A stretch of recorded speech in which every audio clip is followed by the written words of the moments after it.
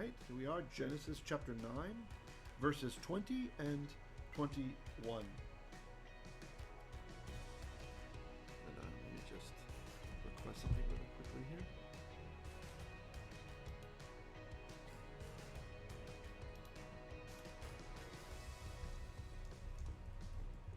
All right, let's read. ויחל נוח איש האדמה ויתקרם. Okay, ויחל. Then Noach began. He started to be ish ha'adama, literally the man towards the dirt. That's what that says. He began to be the man towards the dirt. If you're going to be hyper literal with your translation. Because some people, they just want literal translation, so there it is. He began to be the man towards, direction towards the dirt.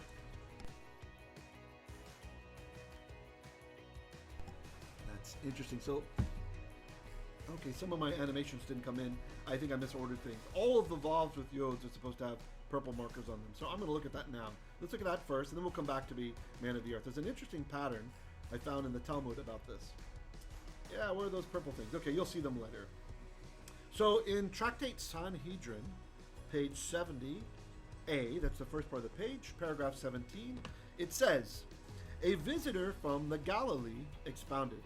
The conversive vav, and so if you haven't studied Hebrew, the conversive vav, this is something which is very common in biblical Hebrew, and it's actually one of the ways that we can see the Hebrew underneath the Greek when we read the apostolic writings in Greek, because the Greek translation mimics this. It does the same thing. So let me show you here.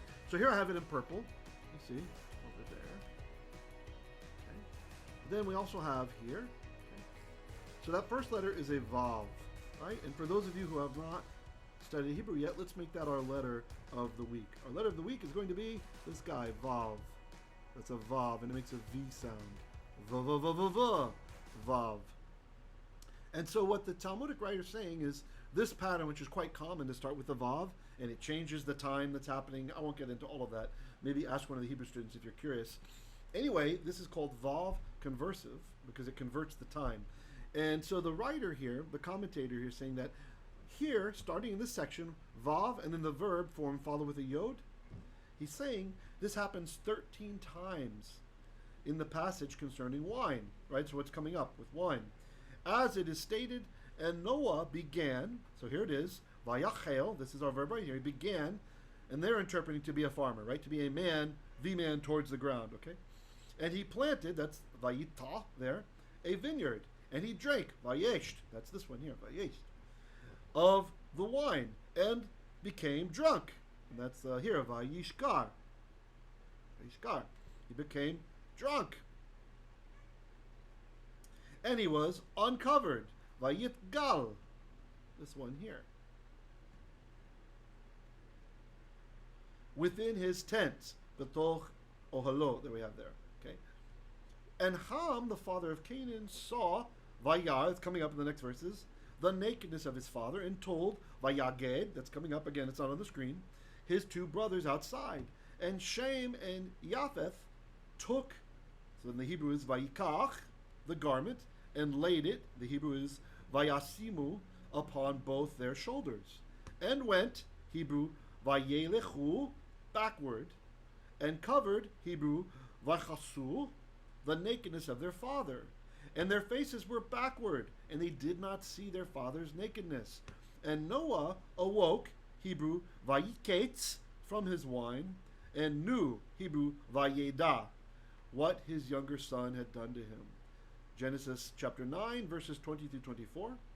So the comment goes on from the Talmud. All 13 instances of the conversive vav here are followed by the letter yod.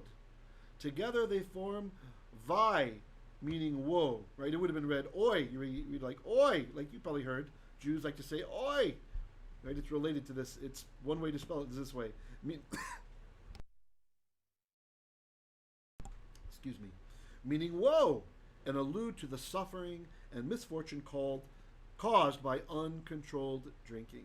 So from this we get a warning from the sages in the Talmud, tractate Sanhedrin, against drinking too much. What can come from it? Because what happens next would not have happened had Noah not done this thing.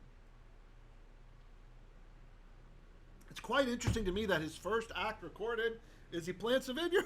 He's going to make some wine. It's odd. It's odd. It's not what you would expect, right? Although there's nothing wrong with drinking. Being drunk too much, too often is the problem. So here I want to talk about this part, this ish ha'adama. This is interesting. The Septuagint actually helps us out a little bit here. So here's a comment from my book. Genesis, look again, page 47. It says the Septuagint fills in nicely geōrgos, which means farmer, right? So in the translation of the Septuagint, they see farmer. It says farmer, where the Hebrew just says he was a man, ground word, right? There it is, ish ha'adama. Really, literally, he was the man, ground word. Okay. Abarbanel makes an interesting comment. This is the Charistic translation. He says, literally, the man of the soil.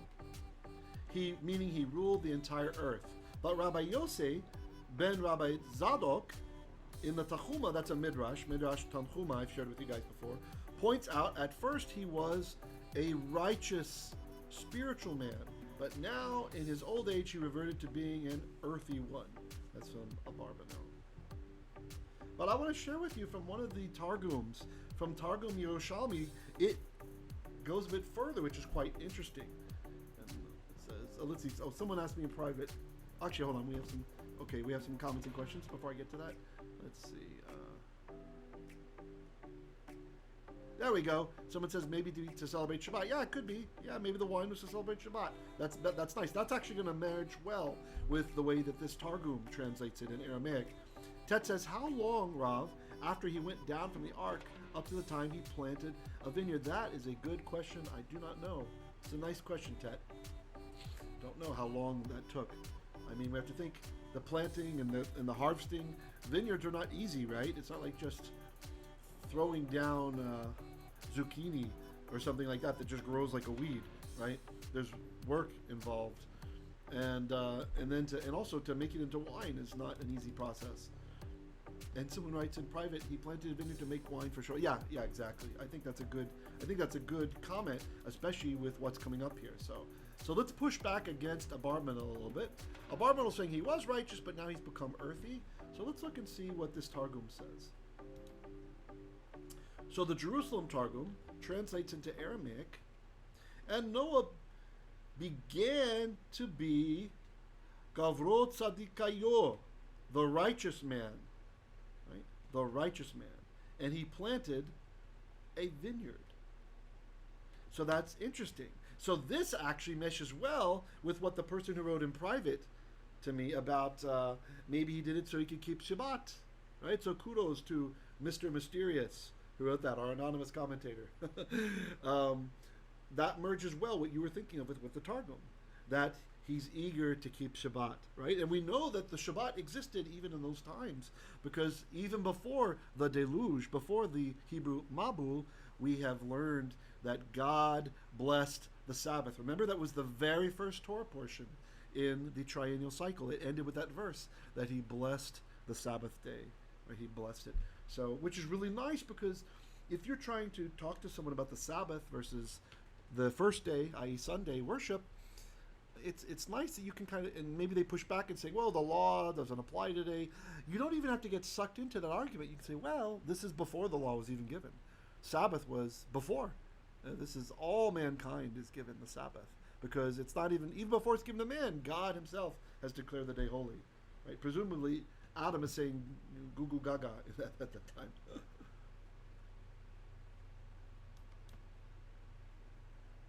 right, Yofi. Genesis chapter 9, verse 22.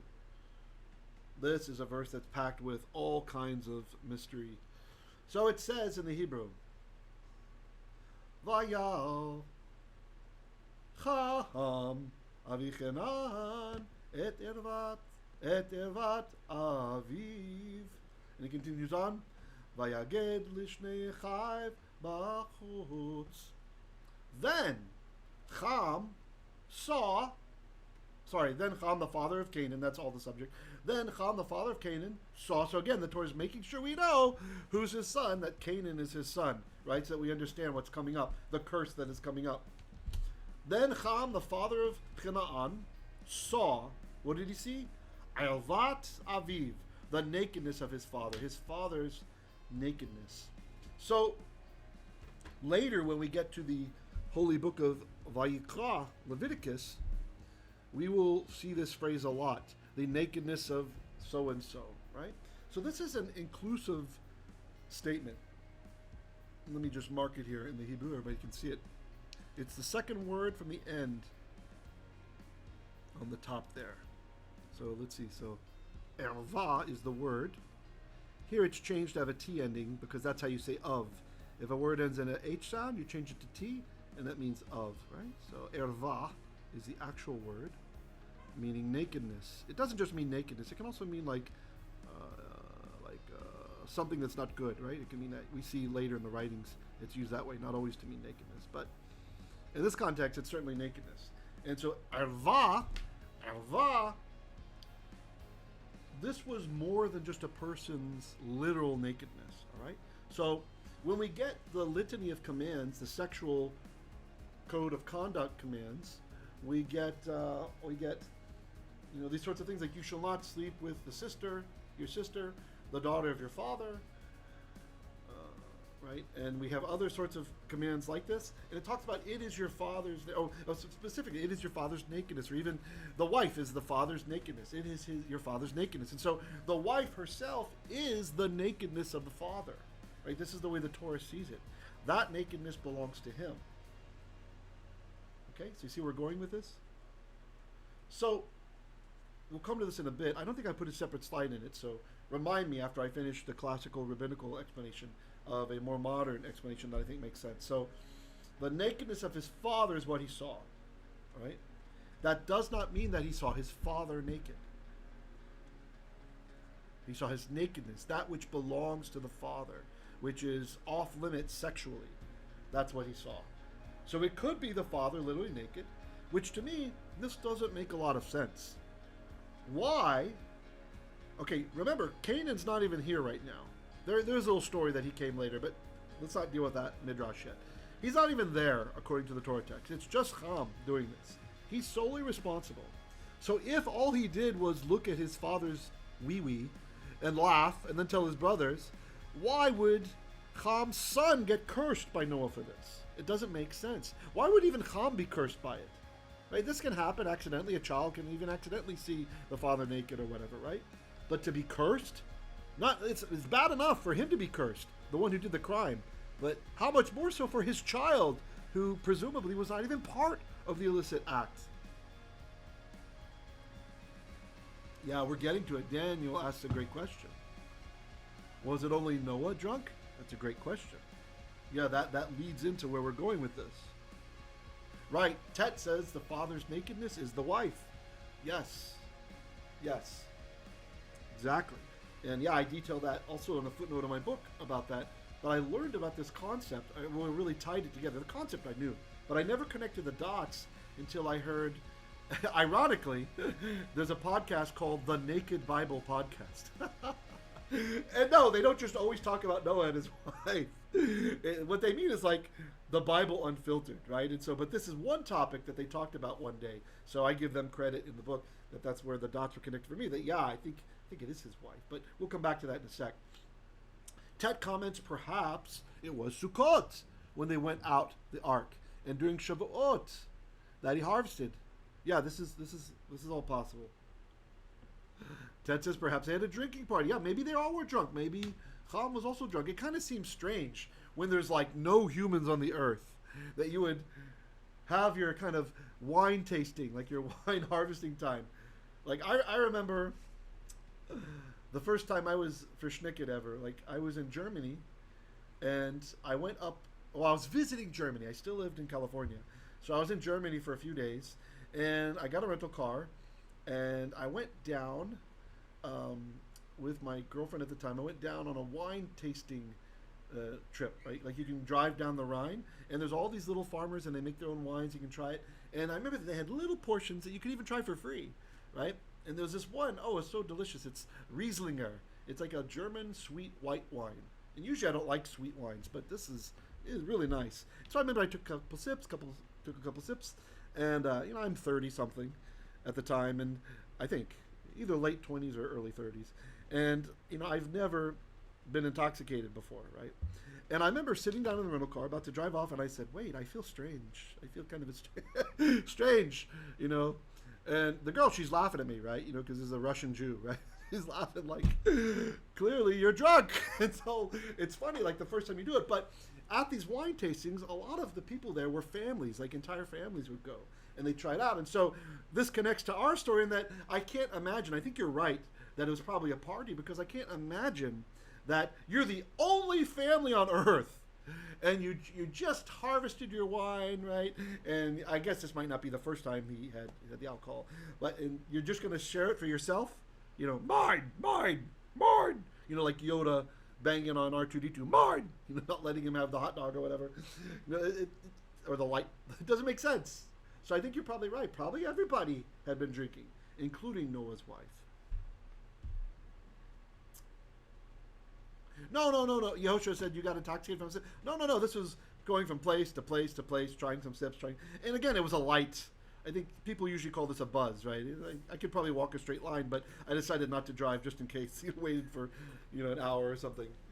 Yeah, just very slightly tipsy. Yeah, I felt it for the first time. I never felt the effects. I felt the effects. Yeah, and so it's funny, like, oh, you're drunk. Like, oh, wait a second. Yeah, so anyway, so that was only to connect with the idea that you saw many families that were there, right? The whole families, the children, everybody, they go out, they do the wine tasting, right? It's not such a taboo like in the West, in the States. You can't drink until you're 21 in the United States. You can go die in a war, but you can't drink alcohol. It's very strange. Okay, so yeah, I think we've established probably everybody was drinking. So maybe Cham wasn't at his best, right? But still, I don't think it's fair to say that someone would do a grave sin if they're intoxicated, which they would never even consider if they were sober. I could be wrong on that. Right? Like, I don't think you're going to have someone murdering somebody who usually you wouldn't even punch somebody. Right? The Russians, they have a saying that you can only trust someone when they're drunk. Right? Like, I hate to tell the truth, that they'll tell you the whole truth when they're drunk. They'll tell everything. Okay, so he saw his father's nakedness. And then he nagad, this is where we get the Haggadah from, he nagaded it. He told about it to his shenei, two achs, his two brothers. Bachutz, outside.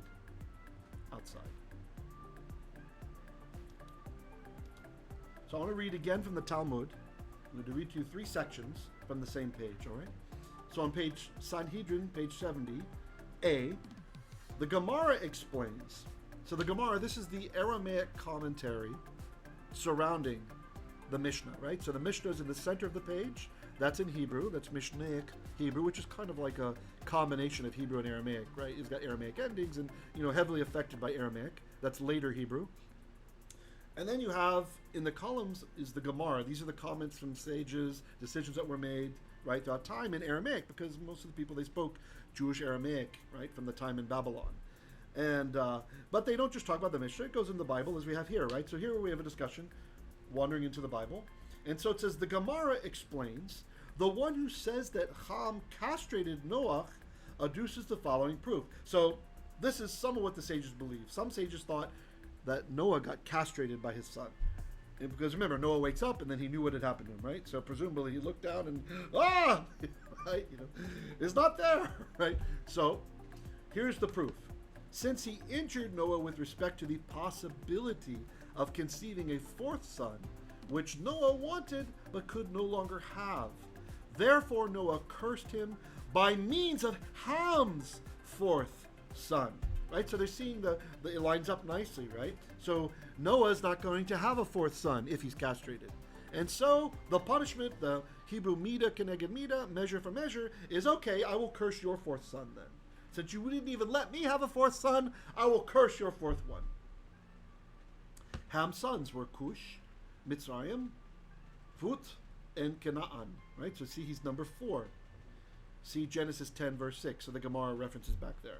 And of all of these, it was Canaan whom Noah cursed. Genesis 9:25 to 28. Okay.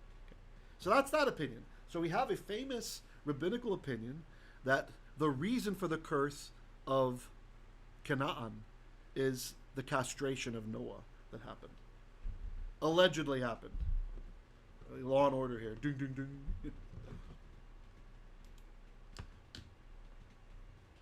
Sanhedrin continues. And the one who says that Cham sodomized Noah, okay, if you haven't heard these teachings yet, you shocked? So there is a teaching that he raped his father. That's what it meant by, because it can mean to uncover the nakedness of someone, to see the nakedness, or to uncover the nakedness means to have sexual relations with them, right? That's one meaning, right? Also just to see their nakedness.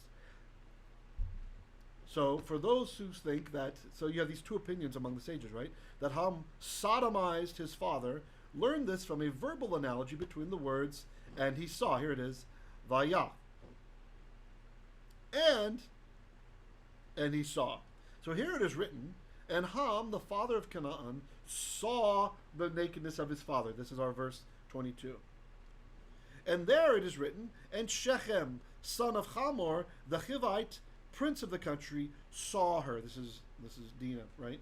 He saw her, and he took her, and lay with her, and afflicted her. Remember, the daughter of Israel, she goes out to, she wants to talk to the daughters of the land, right?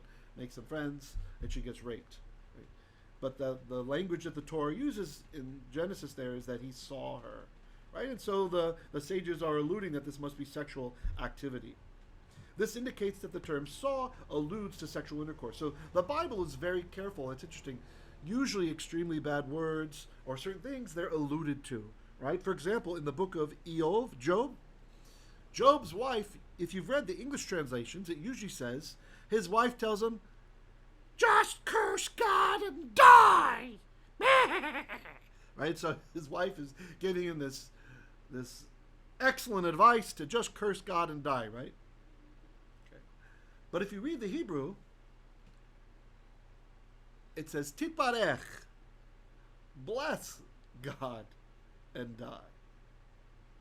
And so part of the reason is that the tradition is that the sages don't want God's name too close to the word curse, right? So in this case, it would have shown up too close, so they substituted what she really said with the word bless, right? It's kind of like when a Gentile Christian is mad at you, and they say, well, God bless you! Bless you! Right? Do they really mean that they should be blessed, or does the goy mean he wants you to be cursed? I think it's clear, right? It's clear what they're feeling at that moment. God bless you, sir! Hang up the phone. Wow, I've just been blessed. Yay.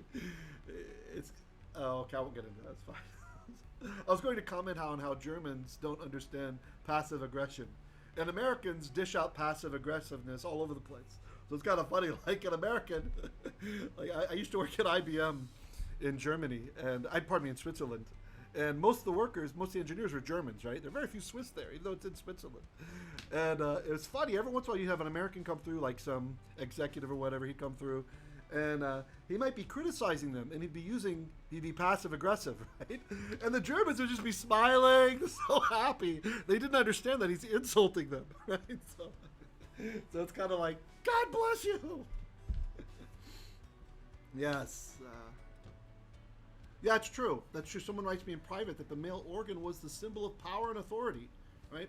Even today, you've got the phallic symbol. You know, from Egypt, you have the obelisks, right? Which many see that as a phallic symbol, right?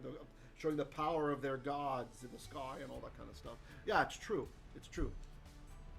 Okay, let's see. How did they castrate back then? Dr. DeVere is asking. Yeah, that's a really good question. So, yeah, one of the reasons that I've pushed back on this theory of castration a little bit, although it does hold some water, because we are never told about more children from Noah. And it's not that he dies the next day. He has a long and full life, but we're never told about any more children from him, right? So presumably the entire world comes from Cham, Shem, and Japheth, right? So the castration, I have an issue with that because we're told that Noah wakes up and he notices what happened. I have to think, however drunk you were, if someone is cutting you there, if there's an incision being made up, because remember, Cham has time to go outside and tell his brothers about it, and they have time to come back in and cover up the father's nakedness, whatever that means, right? So I have to think that if it was castration, that Noah would have woken up then and there. Right? It's got to be painful, right, to be castrated.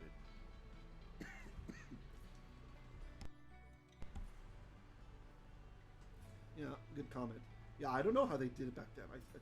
Maybe Abyssinian, like just a sharp piece of like glass type substance. I'd have to imagine. All right, let me see. Are there any other comments before I roll on? Someone writes me in private, Rabbi, I learned earlier that meditate in Hebrew is growl and mutter. Just sharing. Yeah. Well, it's not exactly that it's growl. The word hagah, context is really king in Hebrew, like in no other language that I've ever seen, at least in biblical Hebrew, right? In the corpus of scripture that we have, context is so important. So if it's an animal, if it's a lion, like a kasil, right? Or an ari, right? Then it means growl, right? Because they can't really hum or something, can they? They can't mutter. If it's a human, it's more like to mutter, not really to growl, right? So this verb applied to human doesn't mean growl. Okay, so if it's an animal, it can mean growl, right? Like with a dog, it can be, right? Because they don't mutter. Have you ever heard a dog muttering? Oh, and then I'm going to go to the store, and I'm going to do this, and then after that, you better run if there's a dog muttering because it's probably possessed. So, but if it's a human, it means like you're, for example, Jewish meditation is when, for example, we read the Psalms, and you have a bunch of people together in a room, and you read it quietly enough that you don't disturb your neighbor, right? Because we're reading at different paces, at different speed. You have the cantor who chimes in at certain important parts, so you don't get too far behind, to speed up your reading or whatever. But people are reading, and it sounds kind of like muttering, right? Like, and so it's interesting when you have just a handful, just a minion of people doing this in the Psalms. It sounds like the whole room is filled with voices. It's really amazing. It's interesting how it happens. So that is Jewish meditation. It's muttering the Torah. It's muttering the muttering kind of has a pejorative sound to it in English. It's not negative, right? For us, this is meditation, right? It's not just focusing on your mind or something like that. It's you're speaking the words, but you're not distracting your neighbor from where he's at, so he can also speak his words with proper kavanah, right? With understanding. Yehoshua says most times cantors just skip too fast. Yeah. They need to adjust, right? That's a problem. They're not praying it themselves with kavanah. Right? They're more focused on just getting through it, maybe.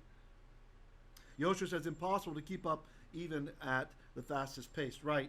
And, really sometimes you should slow down. You shouldn't always be meditating the Psalms or the Torah as fast as you can, right? If you find you're not really thinking about the meanings, then you need to slow down. So you're thinking about the meaning of it as you pray it, yeah? With kavanah, right? Your heart and your mind are aligned then.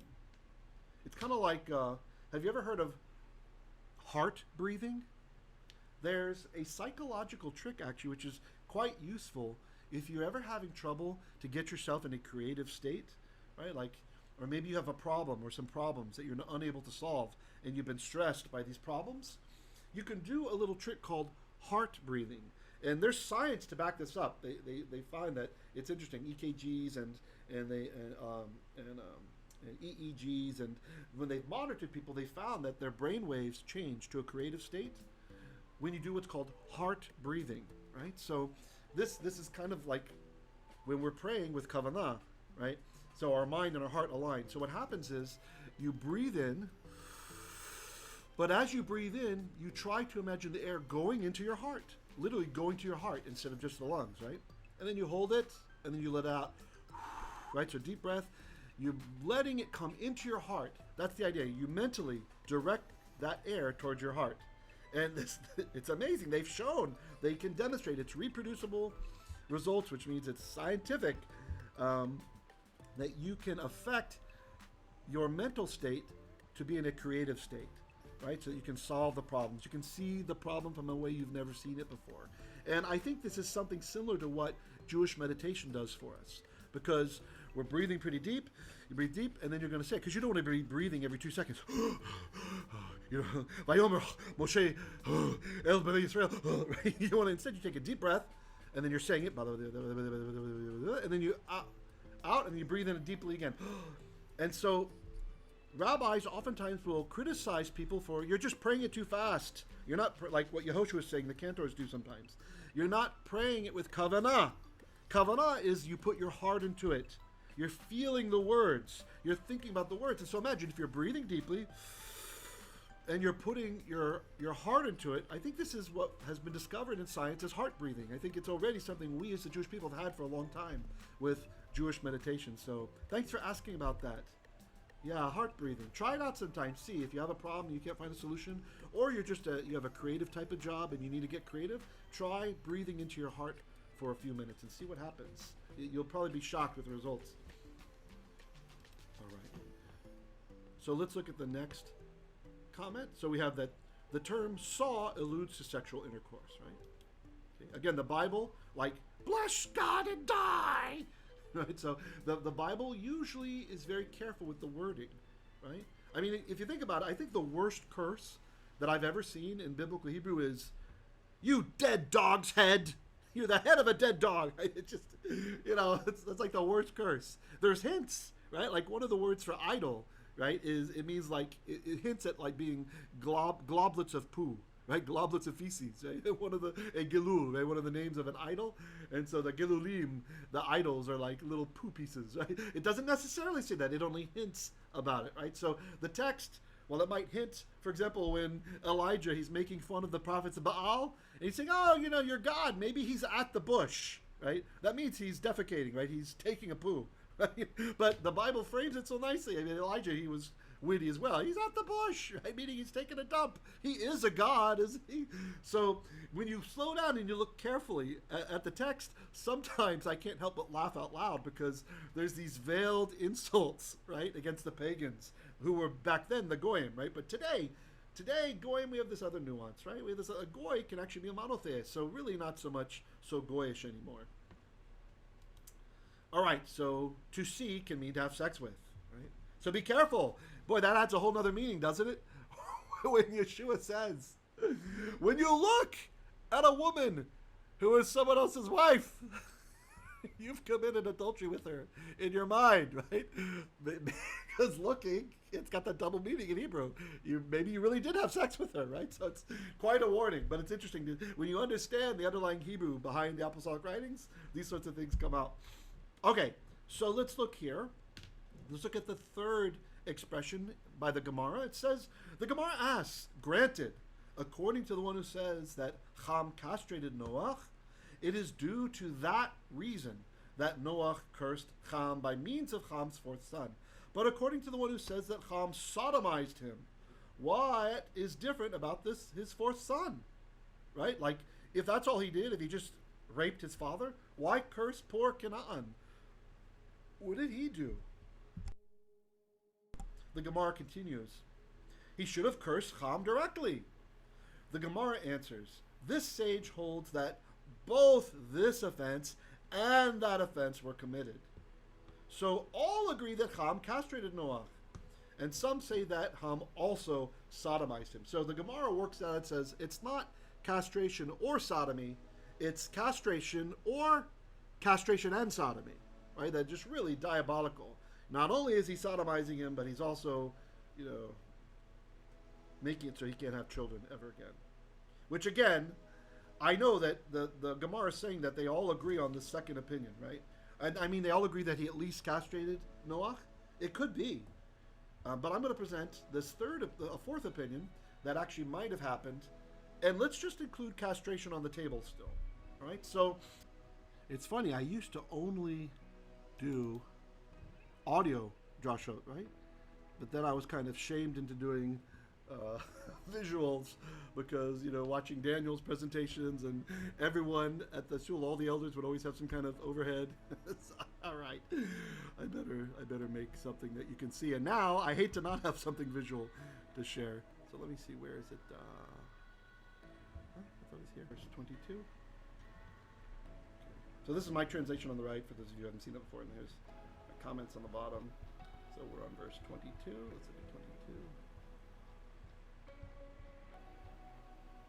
Okay, yeah, we do have a comment on Saul then. Okay, number 2. Okay, so here it is. Hope you can all see. To see nakedness is a Hebrew euphemism for have sexual relations with. Some midrashic accounts claim Cham molested his father. Others claim he castrated him in order to increase his own bearing on the New World Order. Dr. Heiser presents the case that nakedness of a man expresses nakedness of the wife. In this case, Cham raped his own mother, perhaps in a bid to increase the impact on the world by means of his progeny. Did you get that? The opinion is that he raped his mother. Yikes.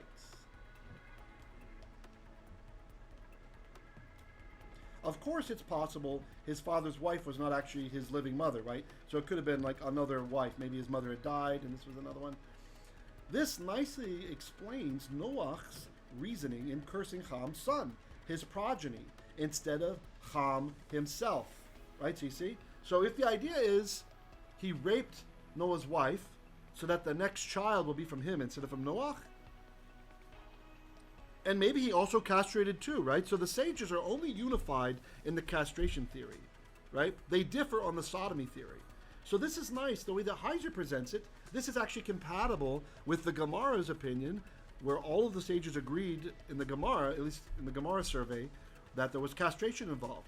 And it makes extra sense if Cham's intent is to have more genetic influence on the New World Order, right? That he's supposed to have more influence on all of the humans to come. It would make sense that he's raping his father's wife and also castrates his father so that the father doesn't have a chance also to procreate. But the castration might not be necessary. Now, by the way, here's where it came from. I wanted to show you there's the link if anybody's interested to take a screenshot. That's the podcast that deals with that. So, also this makes sense when we continue on and we find out Noah woke up and vayaheyl, he knew what Canaan had done. So imagine, he wakes up, there's his wife probably crying and she's sobbing, and a casual visual inspection would see what had happened. So I think Heiser's opinion actually is the one to go with. And you can include the Gemara, the idea of castration, if you like. I mean, they're all agreeing on that. But I think the rape of the wife makes a lot of sense. Yehoshua says, Ted says she read that too in one account. Yep, okay. Yehoshua says, but then if he raped the wife, what was the bragging about when he called? He could be bragging. Hey, I just screwed your mother. What if they had a different mother than him? You can see how sick people can be, right? And he could have totally just been bragging about it. In fact, if you think about it, it makes more sense the way that the wicked behave. Instead of saying, I saw daddy naked, right? And he's an adult man. They'd be like, ew, why would you do that, right? But if he's saying, you know what? I am going to rule the earth. When you see her pregnant, that's mine, right? And if the father knew this, surely he would not want to sleep with her again also, right? And so, castrated or not, the effect is the same.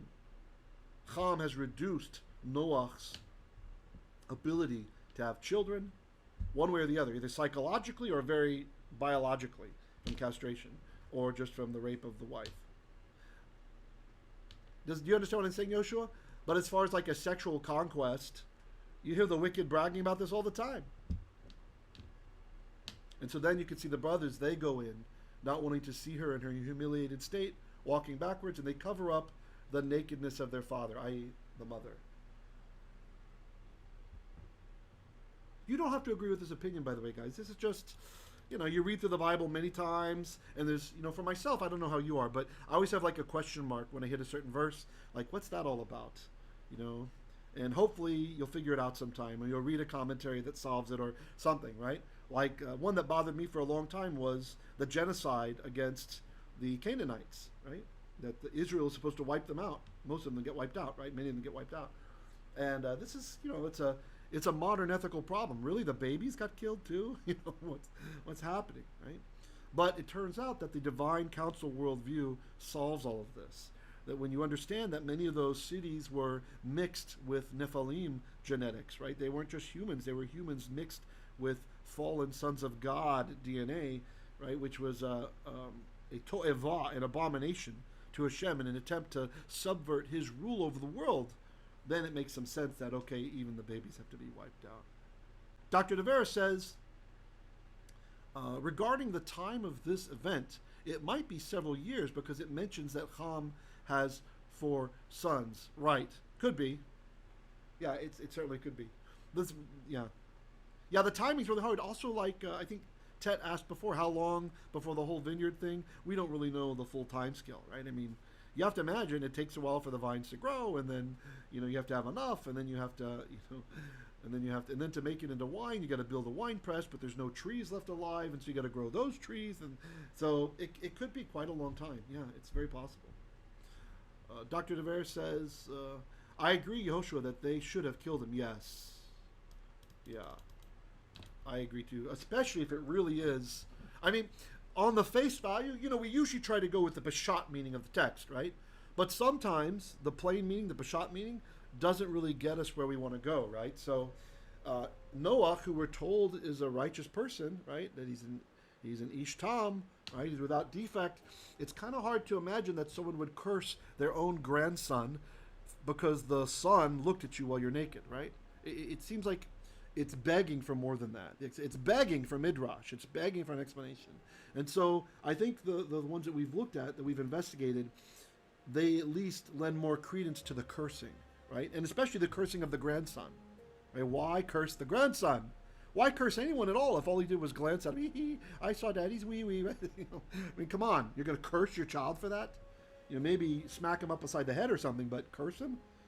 And not only this, he didn't get cursed. The grandchild gets cursed. So when you have all of that going in play, and we have the understanding of the sages, then I think we're on more solid ground on what's really happening here. And if that's the case, agreed, he should have been executed. I guess maybe Noach had mercy because he's thinking, oh my gosh, there's nobody left alive. There's no one left alive. And it's very interesting. The Egyptians are supposed to be descended from Canaan, right? And so the Talmud talks about the perversities in Egypt, sexual perversities and stuff. And it's really interesting. I remember when I was in Egypt, I crossed the border from Eilat because I wanted to see the pyramids. I wanted to see, I studied hieroglyphs, so it's interesting to me. I wanted to see, some of the, the writings on the wall and that kind of stuff. And also I saved $300 off my plane ticket by flying out of Egypt instead of flying out of Israel, right? So I flew into Israel and flew out of Egypt. And anyway, so I crossed the border into Egypt, and right away in the parking lot, some Egyptian young man starts screaming at me in Arabic. Yeah, I could tell he's cursing me, right? So I shouted back in German, right?